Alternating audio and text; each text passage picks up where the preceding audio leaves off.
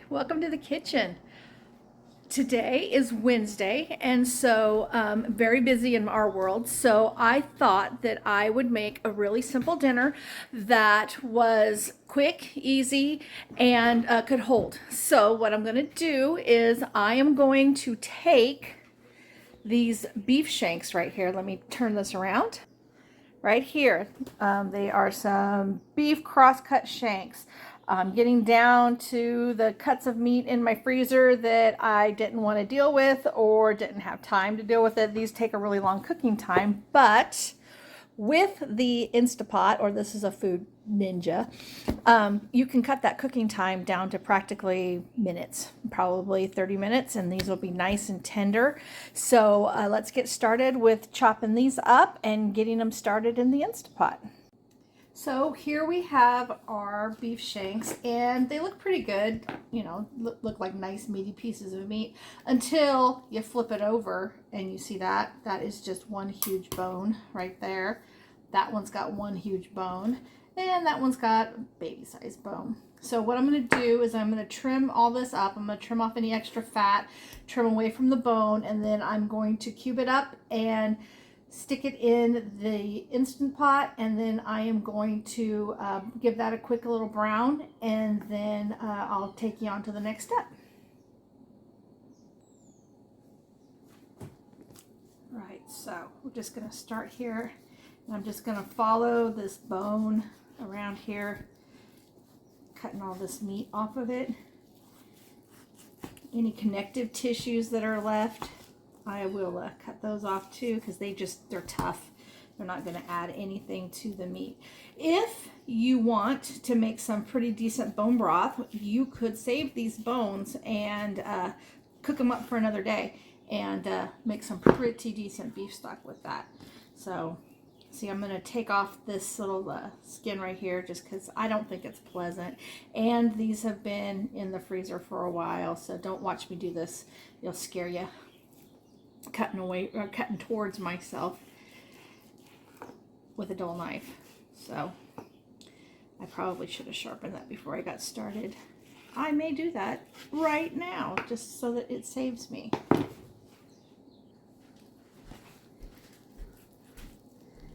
Much better. Sharp knife makes all the difference in the world.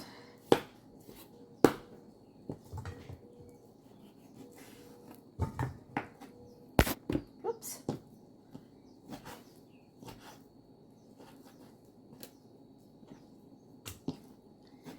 And then just continue to do the same thing with the other three shanks. And then I'll bring you back over. Oh, crooked, sorry. Bring you back over to the Instant Pot when we're ready. Okay, so what I discovered while doing those other two was it was so much easier to leave this on the bone and then just trim your fat on around the edges with it still on the bone. It holds in place. It's not moving around quite so much. It's easier to control. So yeah, you learn something new every day. I thought I would pass that little tip on to you because, you know, wouldn't want anybody getting cut doing this. So, and then there it is, just, you know, kind of trimming around that bone right there. There you go. Put that in the freezer bag for stock for later. And then now I'm just going to take these pieces and I'm just going to give it a little dice. And chunk it up, I guess. Better than dice, but yeah. So, you know, like that. It'll cook down even smaller once it's in the pot. So that's what I'll do. I have a question for you guys. So I'm going to put those bones in a zip bag. So how many of you wash and reuse your zipper bags? I have a rule. So I wash and reuse mine if they've only had vegetables in them. So, or pizza. Pizza is not going to do anything, but if it's had raw meat or anything that's kind of questionable like that, I toss it. I mean, that's kind of why we use them, is for the convenience of them. So I will throw them out. But if I've had, you know, vegetables or lettuces and stuff like that in there, I will wash them out, give them a rinse, hang them up to dry, and then reuse them for things like, freezing those meat bones, because I'm going to throw them away anyways, the bag away anyway. So I'll just put those bones in there, throw it in the freezer, and then once I make my beef stock, I will move it on to the garbage. So, I mean, it's not really recycling, but it's, kind of saving waste. But that is how I do it. Let me know in the comments down below what you do with your used zip bags. Do you reuse them or do you throw them away? And if you reuse them, do you have rules that you apply to reusing those zip bags? I'm just curious. I'd like to know that. Okay, so I got that all chopped up and it's ready to go. I'm gonna come over here to the Food Ninja, and then we're gonna sear that off and get it going for the chili. Again, not knowing where I'm looking. All right, there's the pot. I am going to put this on sear and get it started.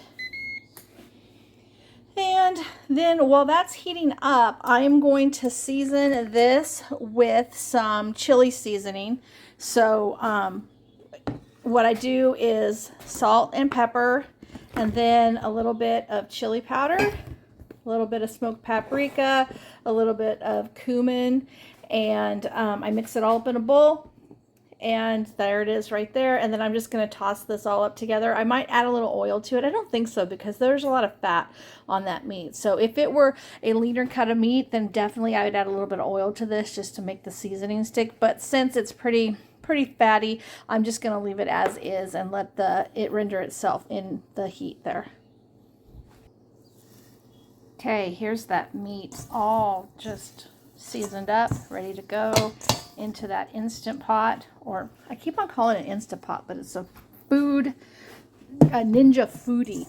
It does dehydrating and all that. It's my daughter's. When she moved in with us shortly after COVID, and she brought that with her, and my 2 grandbabies. So that was a nice little gift that we got, and I've been using it like crazy. I'm gonna miss it when she moves out. So, as you know, my name is Mary, and my name is Smilin' Mary on YouTube. It's also Smilin' Mary on Instagram and those little places like that. I have started doing these little videos, just kind of trying to teach some of the things that I have learned over the course of my 53 years on this world. And it's just nice to know how to do something, and it's nice to know where you can go to find a place that'll teach you how to do things. I was blessed to have a mom and a grandma and 4-H instructors and home ec teachers and stuff that taught me all these skills, and I just see it in my kids and other kids in their age group that just have never been taught how to cook. And it is so affordable if you can cook from ingredients instead of buying prepackaged stuff. I could have easily bought, a can of chili. I could have easily bought a chili packet seasoning mix or whatever, but I just mixed it up with the stuff I had on hand, and it saved me a couple dollars, and it's going to taste incredible. So if I can help any way like that, then I'm glad that you came here, and I would really love it if you subscribed. So with that being said, I need to take a sip of this coffee. This was a gift from my kids for a Mother's Day. It says, the moment of truth, when you realize that they are your monkeys and that is your circus. And that's probably pretty much what my life is, a circus. But I love it. It's a good life. You enjoy watching these videos. All right, so we're back, and there is that beef that's browned up and sizzling. I'm standing on my tiptoes so that I can show you guys what this looks like. It's pretty cool. Steaming up my bone. All right, so with this, I am going to add the broth that was left over from cooking up some pinto beans, because I'll add pinto beans to this after the meat's cooked up. And then we'll give it another probably 15 minutes to finish it off. There is 4 cups of the bean juice, and I'm just going to pour that in. This is really tricky.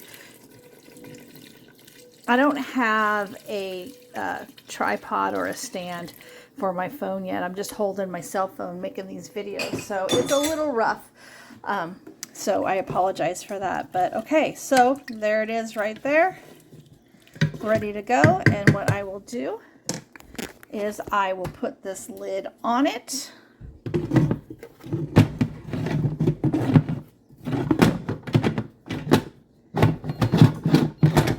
There it is. Okay, make sure that that vent is sealed. And then I'll come down here and hit the pressure. And then the time, probably, I'm going to say 20 minutes. Okay, and then we'll check it. We'll quick release it, check it, and then we'll finish up the rest of it. And then while that's doing its thing, I'm going to come over here, woo, make you sick, and I'm going to chop up onions, garlic, bell pepper, and some tomatoes, and that will go back in that pot when I add the beans.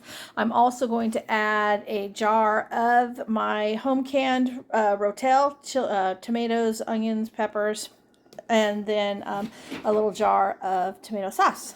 And that should be our chili done. And then once that's done, I'll make some fry bread. That's another 25 minutes at high pressure, and it's done. This is way more than we're going to eat tonight. So what I am going to do is I am going to open kettle these 2 jars. They're quart jars. I'm going to fill them up, put the lids and rings on them, and then just once they seal and come down to temperature, I'm just going to throw them in the washing machine, in the refrigerator. Sorry. And then they'll be fine for probably, you know, until the weekend. It just buys us a little bit of time so that we don't waste it.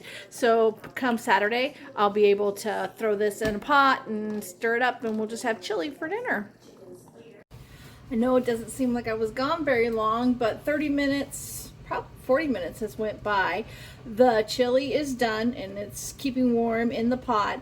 I whipped up the fry bread, and that was super simple. All it is 3 cups of self-rising flour and enough water to make a dough. Let it sit for about 20 minutes and then form it into balls, and then heat up your oil and pat them in the round discs. I'll show you that in a second, and fry them off. So let me move this camera and we will fry the bread. All right, as you can see, I got my pan smoking hot. So right here, oh, threw that on the floor, didn't I? Right there is the dough. I just put it into balls, and now I'm going to flatten them out and fry them off. I'm probably going to burn this first one because the grease is too hot. So we'll see here. Woo! That is some pretty hot grease.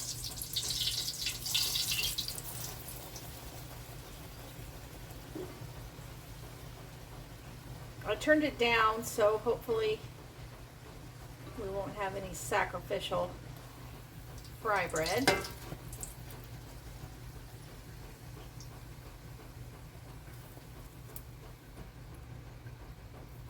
Ooh, sticky. Oh man, that's no good.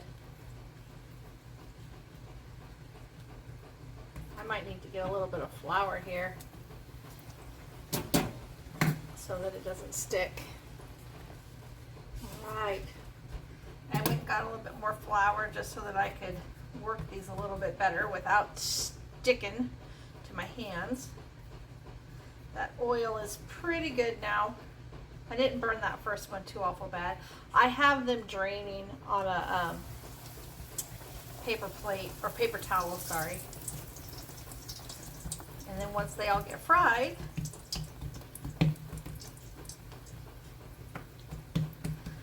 I'll put them in the oven and hold them until dinner.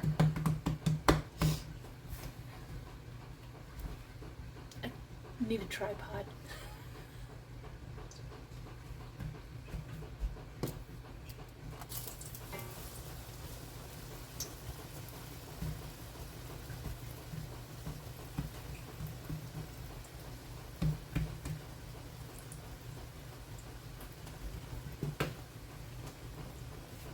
See what my daughter picked for me in our yard today?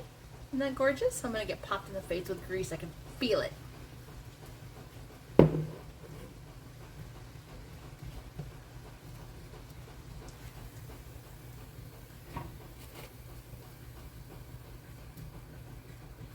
Alright, there's that. Going in.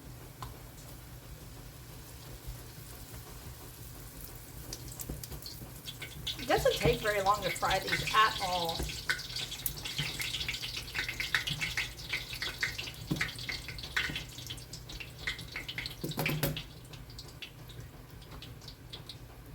That one sounds almost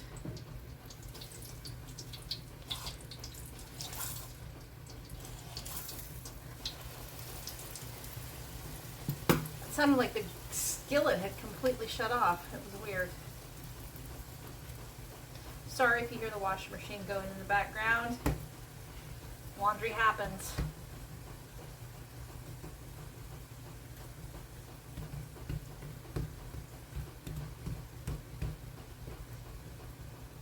I think I'll give these smaller ones to the grandbabies.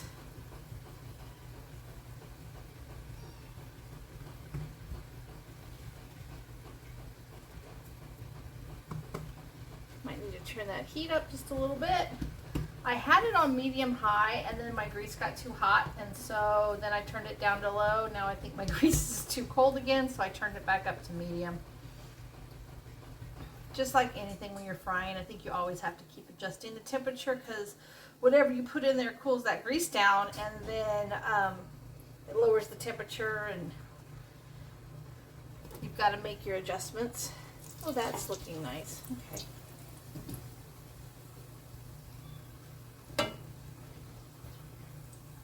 Isn't that pretty?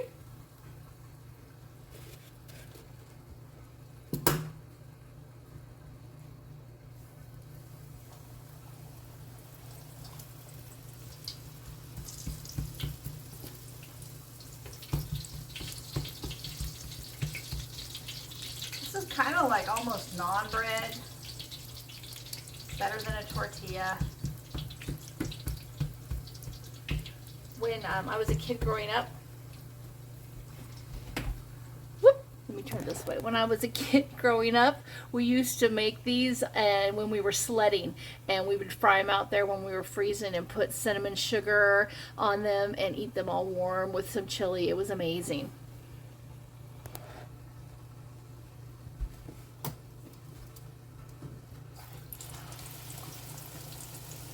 For some reason, that's all right though. That little divot in there will be perfect for putting the chili and the toppings in it, so I'm not even going to worry about it.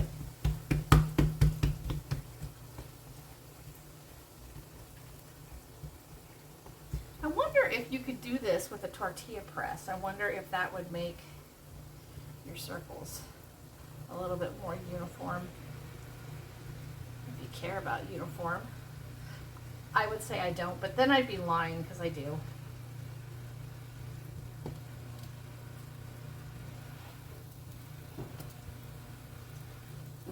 I think I'm going to just take these to about that doneness because they have to sit for a little bit. So I'd rather have them finish off in the oven and not be overcooked than completely dry out in the oven waiting for everybody to get home for dinner. Now my mom pokes a hole in the center of those so that the grease goes all the way through, but I kind of like the little divot that it makes. So it kind of makes like a fry bread bowl. Ooh, there's an idea. Wonder if that'd be easy to do.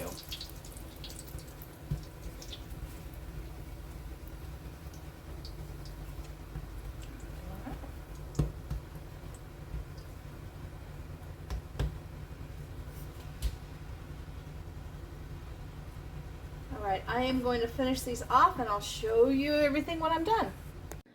Okay, everything is done and ready to go into the bellies of my family. I'll show you what I've done. All right, there's the fry bread. That's how it turned out. Chili's looking amazing. Got some honeydew that I got on clearance. And then the toppings. I'll show you how you put one of these things together. So we'll go over here, grab ourselves a fry bread. Put that on our plate.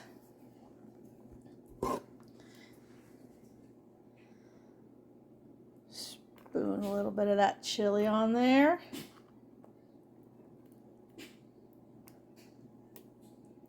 This is for the husband, so we'll give it a little extra. Alright. And then he'll want cheese on the hot chili so that it melts. There we go. Whoops. This left-handed thing is really not working good for me. All right, some lettuce.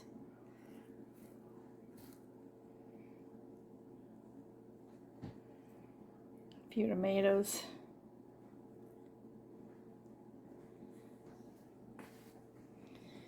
A little spoonful of that homemade ranch on there. Bring that over here so I don't drizzle it. Oops, finger. All right.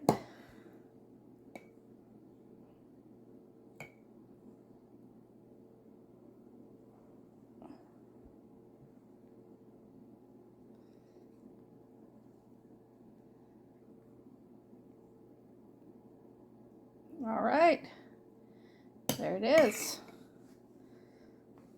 Hope you enjoyed this video. See you on the next one. Hope you enjoyed this video. We'll see you on the next one.